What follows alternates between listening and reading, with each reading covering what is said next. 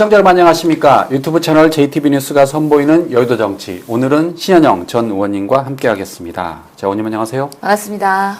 오랜만에 뵙습니다, 의원님. 그러게요. 왜 이렇게 오랜만이죠? 선거가 끝났는데 예. 그 후유증으로 시간이 정말 빠르게 가기도 하고 정말 안 가기도 하고 그냥 답답한 마음입니다. 예. 지방선거 이야기는 잠시 후에 하도록 하고 먼저 예. 윤석열 전 대통령 이야기를 해보도록 하겠습니다. 자, 평양에 무인기를 투입했다. 정말 많은 분들이 깜짝 놀랐을 텐데 저도 그때 멘붕 왔어요. 설마 했는데 특검이 1심에서 징역 30년을 구형했는데 1심 선고량이 징역 30년 같아요. 이런 경우 흔치 않잖아요. 그렇죠. 그만큼 재판부도 이걸 심각하게 본 겁니다. 그렇죠. 예. 보통은 감형을 해갖고 서로 예. 구형보다는 이제 선고형이 낮게 떨어지는 해주잖아요. 경우가 있는데 예. 한덕수가 이례적으로 되게 올라갔었고. 그렇죠. 예. 근데 사실 이 사안은 매우 중요한 우리나라의 국가 안보의 사안이잖아요.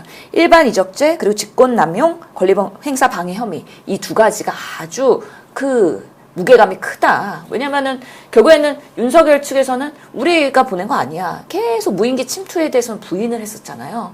근데 여러 가지 근거와 증언과 조사를 통해 가지고 이거는 북한을 자극하기 위해서 무인기를 윤석열 정부에서 보낸 것이고 그리고 이것으로 인해서 비상계엄을 합리화하려고 했었다라는 면에서 특검의 30년 주장을 재판부가 그대로 수용을 한 것이기 때문에 지금 윤석열의 그런 비상계엄을 통해서 준비했던 그 과거의 그런 세태들에 대해서 따박따박 이게 다 근거로 나오고 있다는 생각이 들거든요. 최근에 저는 난 12.3이라는 예. 영화를 봤습니다. 그러셨군요. 예, 12월 3일 그 이명세 감독이 만든 그날의 우리 12월 3일 날의 준비 과정 그리고 그날의 윤석열 정부가 어떻게 일사불란하게 대응을 했는지 이런 것들을 다시 보면서 분노가 일으켜졌는데 실제로 지금 윤석열 대통령은 전 대통령은 지금 1심에서도 지금 무기징역을 받았잖아요. 내란 관련해서. 그렇죠. 예. 그리고 체포방해 관련해서도 지금 징역 7년을 선고받았고 예. 이번에 30년 또 선고받았고 그래서 이거 합치면은 어마무시한 중형을 계속 시리즈로 받고 있다. 그래서 내란에 대한 재판은 계속 ING 중이고 실제로 아직까지 우리 국민들이 내란이 척결이 안 됐다라고 생각하는 여러 가지 그 걱정들이 많잖아요. 그러면서 재판이 조금 더 이제 1심이기 때문에 항소심을 해서 갈 가능성이 꽤 있기 때문에 그런 최종 구형에 대해서도 한번 지켜봐야 된다라고 생각합니다. 평양 무인기 투입과 관련해서는 많은 분들이 직접 시청을 원하실 수도 있는데 재판부에서 이걸 불허했습니다. 왜냐하면 국가 안보 사안이기 때문에 이게 불허한 거군요.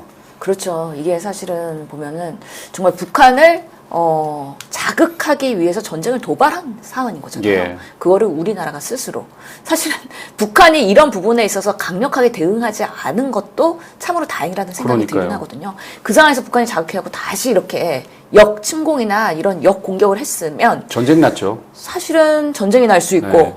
그 다음에 그 빌미로 윤석열은 비상계엄에 합리화될 수도 있는 상황이거든요. 그렇죠. 예. 이게 정말 대한민국의 안보에서 너무 중요한 일인데 내란 수괴로서 윤석열은 수단과 방법을 가리지 않았다. 정말 충격적입니다. 우리나라의 국민들의 뭔가 생명과 재산과 건강과 안보를 오히려 지키는 그런 대통령이 아니라 어떻게 하더라도 전쟁이 나더라도 나는 내 권력을 유지하고 민주당을 척결하겠어. 꽃게밥으로 만들겠어. 이런 의도로 계속 한 거잖아요. 예. 그렇기 때문에 이거는 정말 윤석열은 역사 속에서 아주 큰 죄인으로서 계속해서 정죄받아야 된다고 저는 생각합니다. 이번에 1심 판결문도 간결 명료합니다. 계엄을 위해서 북한의 도발을 유도했다. 재판부도 그렇게 보고 있는 겁니다. 그래서 김용현 전 국방부 장관도 똑같이 징역 30년을 선고했습니다. 정말 문제가 심각합니다. 그리고 여인영 전 국군 방첩 사령관도 15년 15년 선고했고요. 그리고 김용대 전 드론 작전 사령관 징역 3년에 집행유예 5년. 그래서 이거는 공범들도 중형을 받은 거예요. 사실은 김용현 국방부 장관으로 임명할 때 다 이런 계획들이 짜고 치는 고스톱처럼 진행되고 있었고 내가 비상계엄을 선포하면 군 동력을 얼마나 할 수 있는지에 대해서 사실 협조 가능한 여러 군부대의 밑밥 작업을 김용현이 한 거 아니겠습니까? 그러면서 30년 구형이 동일하다는 거는 이거는 상당한 선고가 동일하다는 거는 이건 상당한 의미가 있다라고 생각을 합니다. 또 윤석열은 허위사실 공표에 관해서 지금 검찰이 징역 2년을 구형했습니다. 그런데 많은 시민들의 관심은 그것보다 국힘이 과연 397억 원을 반환하나 그게 관심이 큰 것 같아요.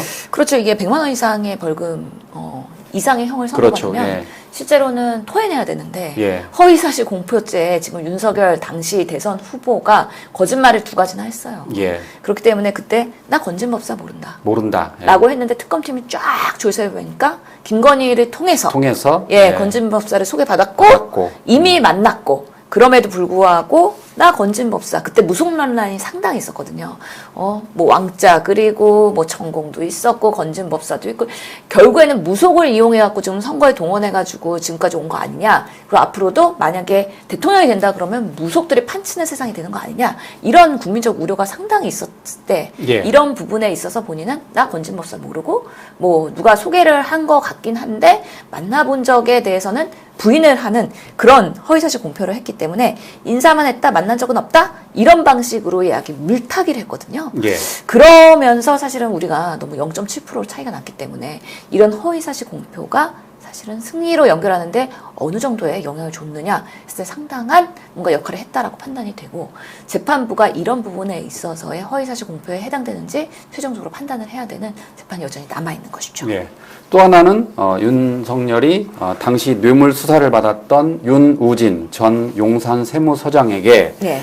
변호인을 소개한 사실이 없다라고 했는데 이것도 이번에 이제 검찰에서 이제 무겁게 본 거죠. 그러니까요. 그 윤우진 전 용산 세무서장 이 예. 사람이 뇌물죄로 사실은 재판을 받아야 되는 여러 가지 변호인의 조력이 필요한 상황이었는데 실제로 윤우진의 친동생이 윤석열과 친한 윤대진 검사 거의 오른팔이었다면서요? 브라더스 네, 이런 그랬다면서요. 사람인 거잖아요. 그러니까 사실 검찰총장일 때 아니 이렇게 뇌물죄로 지금 혐의를 받고 있는 대상자를 변호인을 검찰총장이 추천해주고 소개해주는 게 웬 말입니까? 그런 면에서 사실은 그 추천된 이남석 변호사라는 사람도 검사 출신이고 윤석열과 신뢰관계가 있었기 때문에 서로 문자하면서 야 이남석 윤석열 그때는 검찰총장이 이남석 변호사한테 찾아가서 논의해봐라 이런 식으로 연결되는 그 카테고리의 과정들이 다 특검에 통해서 증명이 되고 입증이 된 건데요. 그런데 이게 대선에서 다시 불거져 나오니까 나 소개한 적 없다 라고 아주 오리발 내민 거 아니겠습니까? 그런 면에서 이것은 허위사실 공표에 해당되는 거고 이 윤우진의 변호사 소개 사건 관련해가지고 당시에 크게 이슈가 되고 기사가 엄청 많이 나오다가 윤석열이 부인함으로 인해서 이 기사가 쏙 들어갔거든요. 이 또한 0.7%의 차이로 대선을 이긴 것에 상당한 역할을 했다. 그렇기 때문에 이 허위사실 공표가 사실은 선거의 결과에 영향을 줬고 그렇다면 이거는 큰 중형이 내려야 된다고 생각을 하는데 예. 그렇기 때문에 100만 원 이상의 그런 벌금형 이상의 형이 나올 가능성이 있고 그렇게 되면 국민의힘은 토해내야 되는 397억 예. 이 부분에 있어서는 책임을 져야 될 가능성이 있다라고 보이는 거죠. 자, 다음으로는 신의 직장에 대해서 알아보도록 하겠습니다. 우리가 그동안 신의 직장 하면은 국책은행 뭐 그런 걸로만 생각을 했는데 알고 보니까 선관위도 그에 못지않은 신의 직장이더라라고 지금 국민 비판이 커지고 있습니다. 잘 아시는 것처럼 투표 용지가 부족했고 또 하나 개표 결과까지 잘못 입력했어요. 예. 사실 어처구니 없는 일이죠. 첨단 대한민국, 모범적 민주국가 대한민국 이 모든 걸 한순간에 깡그리 망가뜨린 거죠. 아마 소위 민주주의 발전도가 낮은 국가들이 봐도 투표지가 부족해서 투표를 못했다고 상상하기 어려운 일일 겁니다. 그 충격일 거예요. 어떻게 이 대명천지 대한민국에서 그것도 독립기관 선관위가 어떻게 저런 결과를 만들어냈을까? 그것도 낮에 2시부터 부족하다고 얘기했다는데 대책도 없이 그걸 방치해가지고 일부러 그랬나? 뭐 이런 생각이 들 정도까지. 투표권 행사를 정부가 저렇게 대책 없이 속된 말로 어영부영 대충 해가지고 주권 행사를 못하게 했다? 이거는 표의 숫자나 결과의 문제가 아니라 그 자체가 매우 심각한 문제다. 국민 주권에 대한 존중이 말만 있었지 실제로는 없었던 거 아니냐. 라는 문제 제기로 보면 정말 심각한 문제인 거예요. 그런데 이 선관위는 헌법상 독립기구라는 이유만으로 감시를 받지 않아요. 그래서 좀 근본적인 대책을 강구해야 되겠다는 생각이 듭니다. 너무 안일을 했어요. 사실 선관위는 헌법상 독립기관이에요. 얼마 전에 여러분도 아시지만 감사원 감사도 못 받는 걸로 결정났잖아요. 자체적으로 알아서 해야 되는 거다. 행정부는 말할 것도 없죠. 우리는 아무 말도 못해요. 예산이나 편성해주고 뭐 인력 채용하면 그 예산이나 해주는 정도지 뭐 어떻게 운영하는지 뭐 뭘 해도 우리는 아무런 감사도 못하고 말도 못하고 말도 하면 안 돼요. 일체 관여를 하면 안 돼요. 우리는. 그래서 결국은 이제 우리가 할 수 있는 일이라고 하니 이게 혹시 범죄 혐의가 있는 거 아닐까 해서 제가 그럼 최소한 진상은 밝혀봐야 되겠다. 일부러 그랬나? 또는 뭔가 근본적 구조적 문제가 있나? 근데 알아야 될 거 아니에요. 알 길이 없으니까 감사도 안 되지요. 뭐 우리 들여다보지도 못하고 물어보지도 못해요. 물어보면 안 돼. 결국은 고발도 들어오고 했으니까 수사를 해보라고 제가 합동수사본부를 꾸려서 빨리 하자 했고, 이게 독립기관의 문제이기 때문에 저 혼자 또는 국회가 뭐 따로 이렇게 하기보다는 정부 주요 요인들이 좀 모여서 헌법상 시스템에 지금 문제가 생긴 것 같다. 헌법 시스템, 헌정 시스템에. 그러니까 우리가 오후에 한번 만나서 어떻게 접근하는 게 맞는지 의견을 한번 들어보려고 해요.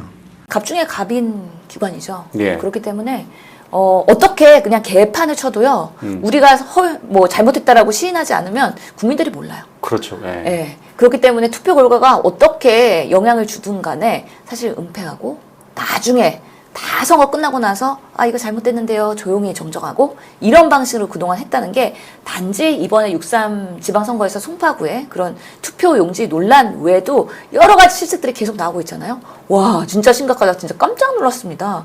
근데 신의 직장이라고 하는 거잖아요. 지금 보면은 이런 문제가 발생했을 때 일을 잘하는 기관이라면 사후 처리도 매우 깔끔하고 사실은 제대로 수정을 하고 그리고 국민들한테 제대로 사과하고 이런 후속 대책이 있어야 되거든요. 그것도 너무 미진하다는 게 정말 깜짝 놀란 일인 겁니다. 예. 해본 적이 없어요. 사고는 많이 쳐봤는데 사고를 제대로 수습해본 적이 없는 무능한 무책임한 기관이라는 게 이번에 보여준 거죠. 그래서 전라북도 선관위에서도 보면은 유권자 1,104명의 투표 결과가 집계에서 빠졌다는 거잖아요. 예. 그리고 경기도의 교육감 선거에서도 그렇고 와 이런 부분에 있어서 또 득표수가 사실은 뒤바뀌기도 하고 이런 것들이 아 송파구 사태만의 일이 아니구나. 그리고 계속해서 예전에 선거에서도 이런 일들이 있었구나. 이런 것들 계속 파헤치면서 지금 단독 보도들이 계속 연이어지고 있거든요. 매일 나옵니다. 거의 네, 뉴스가. 그러니까 송파구 집회가 멈출 수가 없는 거예요. 국민들 입장에서는 우리의 참정권이 훼손된 거잖아요. 내가 찍은 사람들이 그 찍은 표로 연결이 안 됐다는 거잖아요.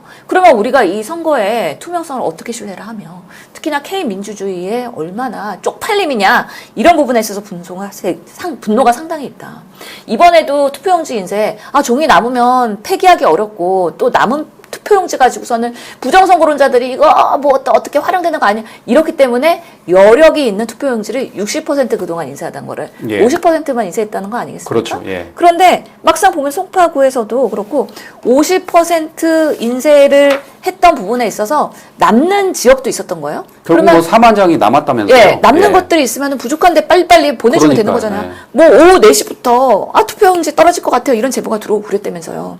그런 게 제대로 안 된 거잖아요. 그러면서 그럼 왜 60% 충분히 찍다가 50%로 찍게 됐느냐. 그 의사결정 과정도 내부에서 선관위원들이 있잖아요. 9명의 선관위원들이 있습니다. 거기서 논의 안 되고 그냥 사무총장이 정리해버리고 결정해버리고 이런 방식으로 그동안 선관위가 중요한 의사결정을 이렇게 상당히 위원들한테 패싱을 당했고 9명의 선관위원들 중에서도 상근이 1명밖에 없대요. 그러니까 다들 알바하고 있는 거, 파트타임. 그러다 보니까 내일은 대법관 예. 그리고 변호인 그리고 나의 뭐 교수 이런 사람들이 가끔씩 와갖고 회의만 하고 도장만 찍었던 거예요. 그렇게 되면은 선관위에서 보고하는 그대로 거의 패싱될 거 아니에요. 관심이 네. 없으니까. 그리고 관심이 없으니까. 알려고 하면은 알려고 하지 말라는 무언의 그런 압력도 있었던 것 같아요. 예전에 알려고 예. 하면 나중에 또 그 사람 또 임명 안 합니다. 예. 그러니까. 그래서 뭐 옛날 전 위원회 증언으로 의하면 조직 운영도 엉성하고 이거 좀 의사결정도 이상하고 그러니까 뭔가 개선하려고 노력했더니 사무총장이 편하게 지내다 조용히 나가시죠. 했다라는 거예요. 그러니까 예. 이게 완전히 수십 년 동안 부패한 조직으로서 친인척 채용하고 짬짬이 그런 조직 운영을 한 거 아니냐. 그래서 정말 뭐 최근에 많이 드러나긴 했죠. 친인척 채용도 사실은 신뢰할 만한 사람들이 들어와야지 우리가 일을 잘한다. 그런 변명으로 해가지고 그때 말이 23년도에 됩니까? 질타를 받았었고, 와. 이번에도 그러면은 이 사람들이 휴가를 언제 쓰나 데이터를 뽑아왔다는 거 아니에요. 예. 그랬더니만 선거 때만 100명, 200명 이렇게 휴가를 이렇게 내는 누율이 올라갔더라고요. 그러니까 지방 공무원들이 폭발한 거 아니에요.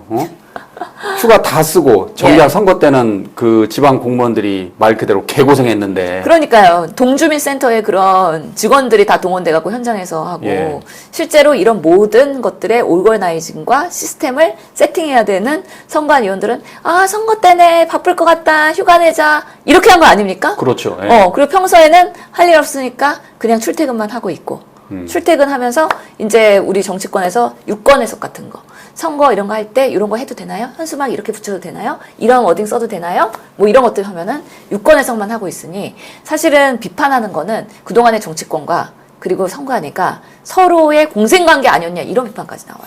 국민들이 또 분노한 거는 예산이 갈수록 증액됐다는 거잖아요. 예. 아니 그러면 예산을 많이 받았으면 더 일을 꼼꼼히 하는데 결과적으로 이런 일이 벌어지니까 화가 나는 거죠. 이번에 투표용지 관련한 예산도 올라갔다는 거 아니에요? 그렇죠. 예, 올라갔죠. 그러면은 투표용지의 질이 좋아진 건가요? 양은 줄어들고?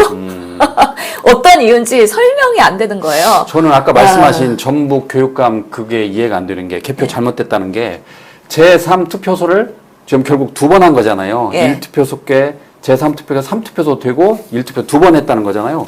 그럼 그걸 알면 고쳐야 되는데 한 번 입력이 되면 안 된다는 거예요. 그러니까요. 저는 거기서 멘붕이 왔어요. 아니 지금 요즘이 어떤 시대인데 바꿔야죠. 아니 그리고 만약에 입력이 안 되는 시스템이었다. 예. 그러면 사후에라도 곧바로 보고해서 이 시스템을 공표되면 안 되고 예. 요거는 나중에 정정된 다음에 보고가 돼야 된다. 그러니까요. 공표가 돼야 된다라고 해야 되는데 왜 그렇게 집요하게 명확하게 하는 사람이 없었는지. 그날 현충일했다고 그럽니다. 일부 보도에 보면은 빨리 보고를 해야 하는데 6월 6일 현충일 쉬는 날이었잖아요. 6월 7일도 쉬는 날이 그러니까 늦게 보고한 거예요. 그러니까 와 정말 골물대로 골문 거예요. 제가 보기에. 정말 놀랄 일들이 너무 많아가지고. 예. 아니, 그래갖고 이번에 또 송파구에 그래서, 부장판사가 현장 점검 가서 이 투표함 확보하려고 현장 갔잖아요. 다 치웠다고 이미. 그런데 투표통이 사라져버린 거예요. 아니, 그것 때문에 우리 국민들이 송파구에서 집회하면서 막 재투표, 재선거 막 이렇게 외쳤던 거잖아요. 그런데 가보니까 투표지와 투표함은 보관해야 될 의무가 있는데 투표를 보관할 상자에 대한 의무 조항이 없어서 이거는 우리 불법 아니에요. 그럴 수 있어요. 이렇게 설명하고 있으니 웬 말입니까? 그 정도의 멘탈로 이 선거를 이렇게 관리를 해왔다고요? 혹시나 그동안에 많은 정치인과 선거로 선출직 사람들이 떨어진 사람들이 이럴 것 같아요. 혹시 나 이 선관위가 무능해갖고 떨어진 거 아니야? 이런 불신들을 갖고 상당히 이런 부분에 있어서 회한이 있을 것 같다는 생각이 들어갖고 와 진짜 깜짝 놀랄 일입니다. 수장을 바꿔야 됩니다. 제가 보기에. 그러니까 현 체제로 그러니까 뭐 법원장이나 뭐 부장판사가 선거관리위원장을 맡으면 안 됩니다. 왜냐하면 수장이 관심이 딴 데 있잖아요. 그쵸. 파트타임이잖아요. 파트타임.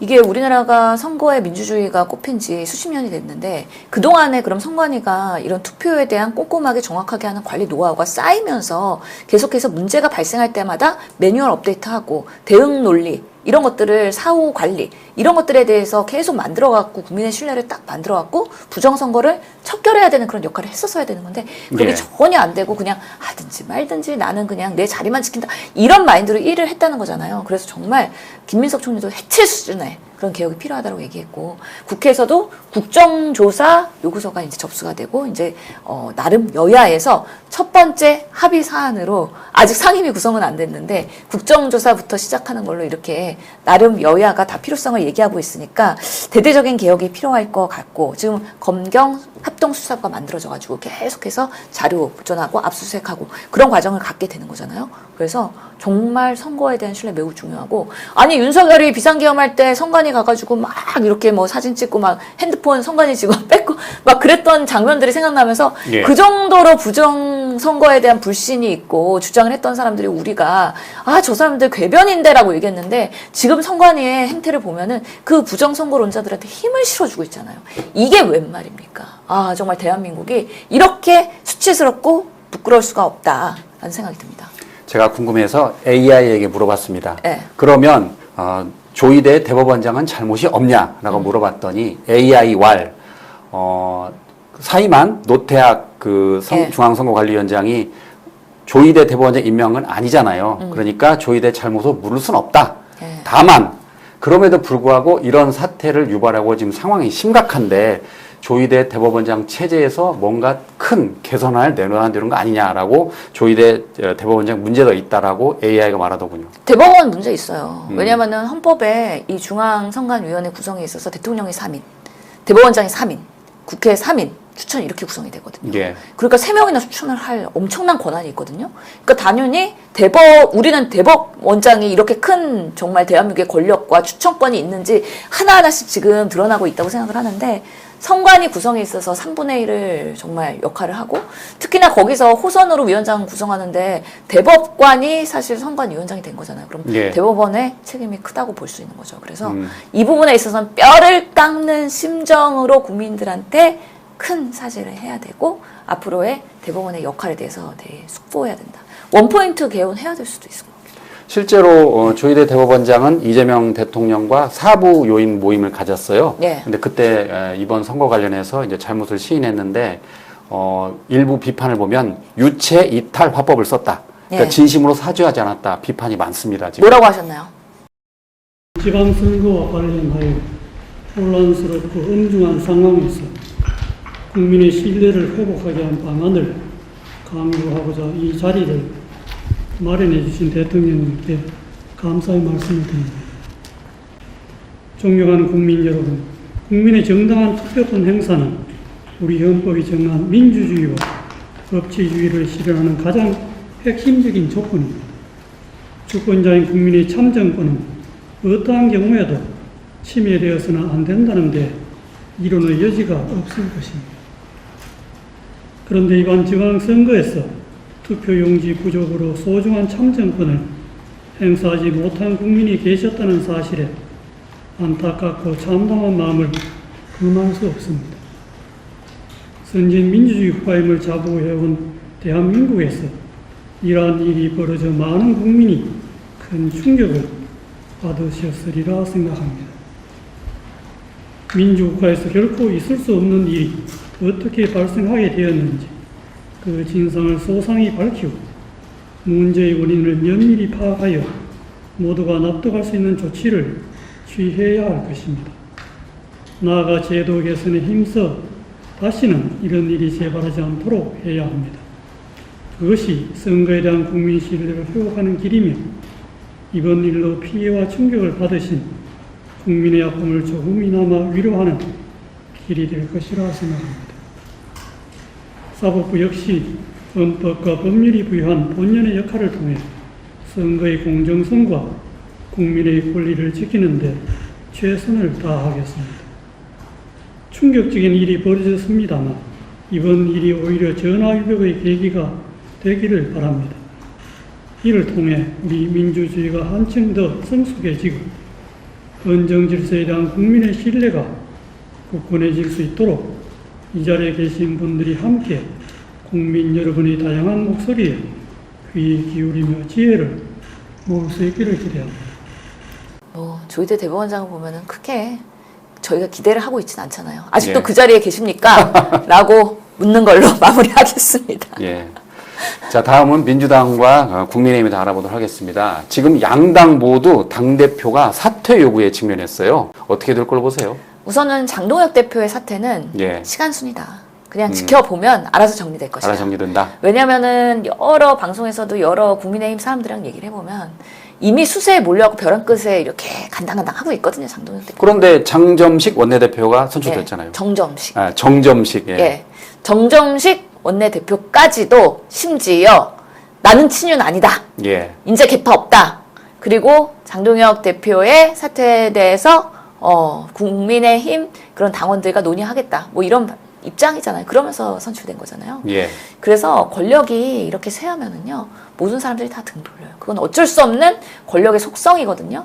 그래서 지금 송파구의 부정선거론에 올라타가지고 나는 전국 재투표해야 된다고 주장하고 있잖아요. 그게 얼마나 사실은 효력이 있겠어요. 그래서 거의 이제 막바지에 갔다. 그래서 우리가 크게 걱정 안 해도 사실은 알아서 정리될 것이다. 예. 라는 생각이 들고, 그렇다고 한동훈이 뭔가 여기 주류로 복당을 하느냐, 그거는 또 다른 얘기다. 그래서 장동혁이 물러난다고 해서 한동훈이 들어오는 건 아니다. 의원님은 한동훈 의원은 복당이 예. 힘들다 그렇게 보시는 거예요? 뭐 당장 되기도 힘들고요. 본인이 뭐 당장 하겠다고 얘기도 안 하잖아요. 시간을 갖고 차근차근 하겠다는 거잖아요. 예. 그래서 주류가 이 권한이 권력 교체가 되는 데는 상당한 시간이 걸리기도 하고요. 아니 뭐 국민의힘에 장동혁과 한동훈만 있습니까? 그 수많은 110명의 짱짱한 국민의힘 의원들이 다들 뒷짐지고 영남에서 다 이렇게 지역 다지고 있는데 그 사람들이 쉽게 한동훈이 뭔가 당대표가 될 때까지 그냥 놔둘까요? 절대 그렇지 않습니다. 예. 이제 2년 남은 그 총선에서의 공천권을 가지고 얼마나 일사불란하게 지금 오리발 이렇게 적고 있을 텐데 절대 친한계가 주류가 되는 꼴은 못 본다라는 못 본다. 다수의 예. 사람들이 있기 때문에 그런 사람들이 55표를 전정식 원내대표한테 몰아줘서 결국엔 선출된 것으로 보인다. 그래서 장동혁이 나가는 거는 시간순이라고 보는데 그렇다고 해서 그 다음이 한동훈은 아니다. 예. 공식 니꼬르가 아니다라는 말씀을 드립니다. 예.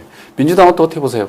당대표? 민주당은 너무 힘들어요, 지금. 예. 왜냐면 우리의 분열과 갈등의 요소들이 계속 1일1 기사 되고 있거든요. 그래서 우리 지지자들도 뭐 정청래를 응원하는 사람, 김민석을 응원하는 사람, 이런 사람들로 나뉘고 있긴 하고, 이제는 의원들끼리도 서로 공격하기 시작한 것 같아가지고. 예. 와, 이거 고대다. 말 그대로 되다. 이 상황 감당하기 참 힘들다. 안타깝다. 왜냐하면 이재명의 정부가 4년이 남았고 성공하는 정부로서 1년 차거든요. 근데 예상치 않게 지선에서 우리는 정말 예상치 않게 정말 패배했다고 생각을 하거든요. 그러다 보니까 국정 지지율 떨어지고 있고요. 민주당 지지율 떨어지고 있습니다. 그 책임에 대해서 내 책임이요라고 오롯이 그 책임을 지려는 지도부의 모습을 보이고 있지 않아요. 오히려 당권 투쟁에서 더 강하게 싸우려고 하는 모습이 있기 때문에 되게 안타깝고요. 아, 이런 모습은 우리가 기대했던 민주당의 모습은 아닌데. 그래서 어떠한 그 권력은 항상 그 움직이는 속성이 있기 때문에 당연히 전당대회에서 당대표를 뽑아야 되는 아주 중요한 시점이긴 하지만 그렇다고 해서 우리 당이 대외적으로 국민들한테 받고 있는 신뢰와 기대를 훼손하지 않는 방향으로 가야 되는데 지금은 좀 너무 치열하게. 이게 보면 그런 것 같아요. 대선 때는 서로 뭉쳤다가 예. 그 다음에 당대표 관련해서는 차기주가 있기 때문에 갈등하는 게 이게 피할 수 없는 숙명 같아요. 그런데 예. 그럼에도 불구하고 어차피 말 그대로 이제 공정한 경쟁을 해야 되는데 너무 상대방을 이렇게 지나치게 비판하면 예. 그래서 저는 2달 남은 전당대회가 앞으로는 비전 제시의 중심으로 가야 된다. 어떻게 하면 내가 당대표가 되면은 이재명의 지금 떨어진 국정 지지도 다시 끌어올려서 예. 성공하는 정부로서 유지할 수 있는 인연을 만들 것이냐. 그것이 결국에는 총선에서 승리고 그 다음에 정권 재창출이거든요.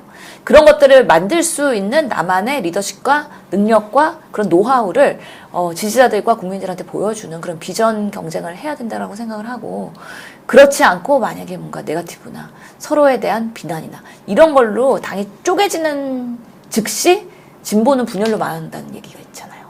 그렇기 그렇죠. 때문에 예, 과거에 우리가 뭐 열린우리당 뭐 여러 가지 아픔들이 있기 때문에 그게 반복되는 거기 때문에 역사의 죄인이 되는 것이다.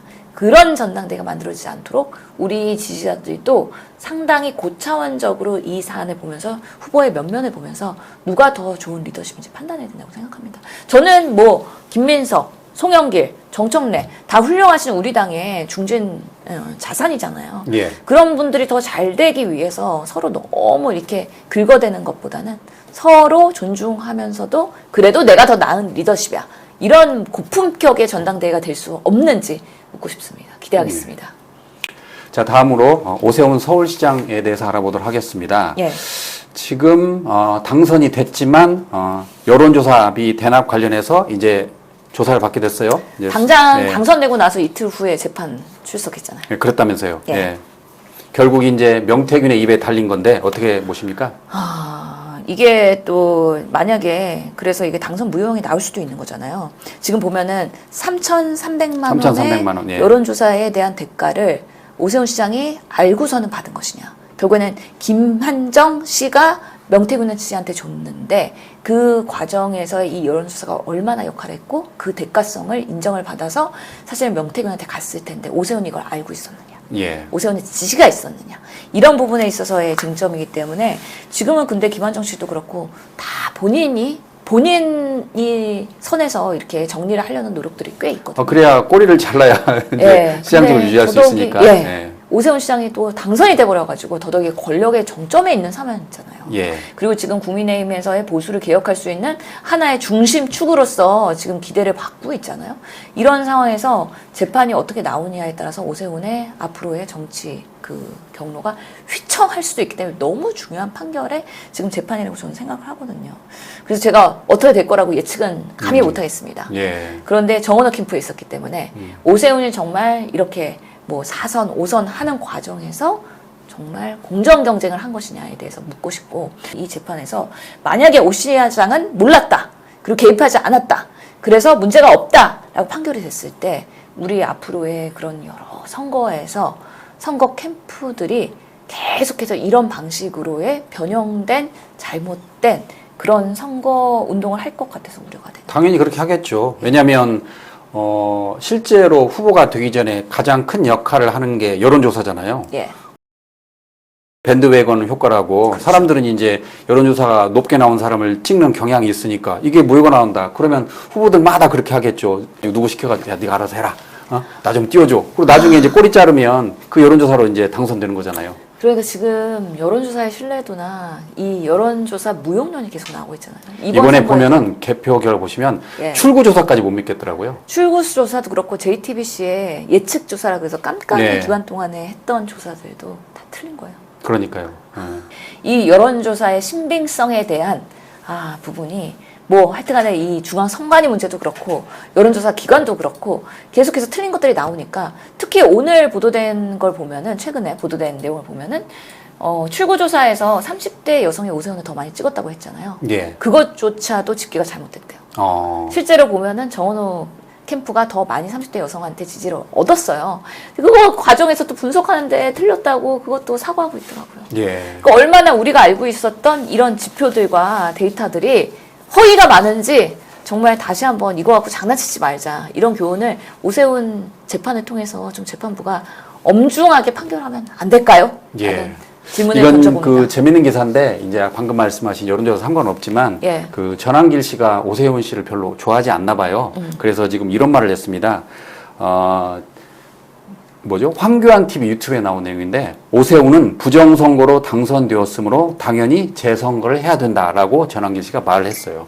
외쳤어요. 그 발언이 사실은 장동혁도 비슷한 생각 갖고 있는 거 아니에요? 그렇죠. 그러니까 아무래도 지금 보면은 전한길 씨는 장동혁 대표하고 친분 관계가 있잖아요. 다 그렇게 사람들이 생각하고. 장동혁이 당대표로서 사실은 이번 지방선거는 상대적으로 국민의힘이 좋은 결과를 냈는데, 예. 그럼에도 불구하고 뼈아픈 거는 한동훈이 컴백했다, 예. 그리고 오세훈이 컴백했다, 예. 이 두 가지거든요.